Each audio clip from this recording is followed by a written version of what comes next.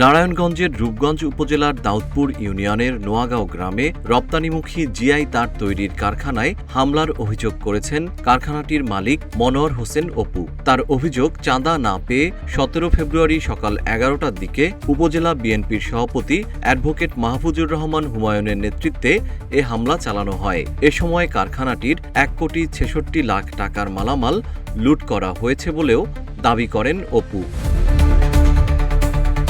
কারখানার শ্রমিকরা জানান, রাতে কাজ করে তারা বাসায় চলে যান। পরদিন জানতে পারেন কারখানায় হামলার কথা। ওই শপথ গ্রহণের দিন আমরা রাত্রে ডিউটি করে গেছি, গিয়া শুইছি পরে হামলা হয়েছে দিনে।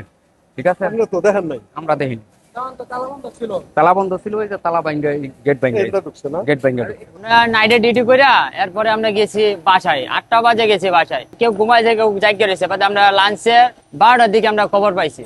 ম্যানেজার ছিল, বাড়তির লোক ছিল, আর মামা ছিল বাইরে।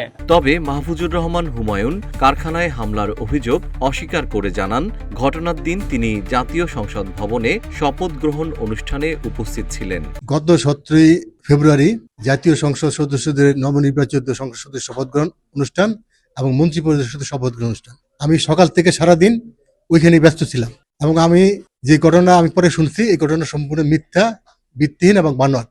কারখানায় হামলার ঘটনায় ৯ জন বিএনপির স্থানীয় নেতাকর্মী সহ ১৫ থেকে ২০ জনকে আসামি করে মামলা দায়ের করেছেন কারখানার মালিক।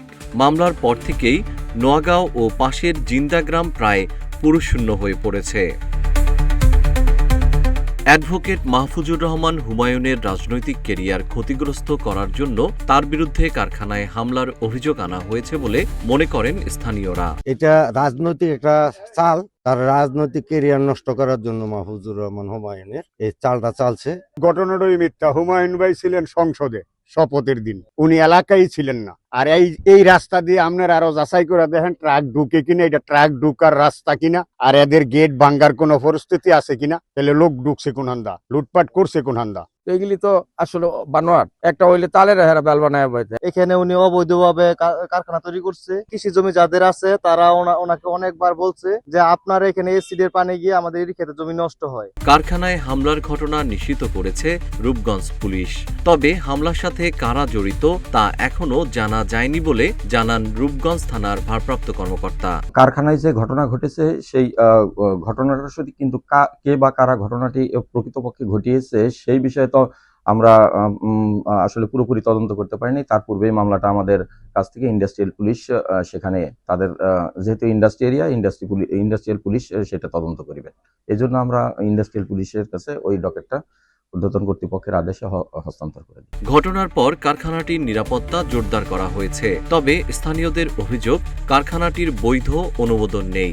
এছাড়া কারখানাটির বর্জ্য দ্বারা পরিবেশ দূষিত হয়ে আশপাশের ফসলি জমি ক্ষতিগ্রস্ত হচ্ছে বলেও অভিযোগ করেছেন স্থানীয়রা। জিএম শিহাব, রূপালী বাংলাদেশ।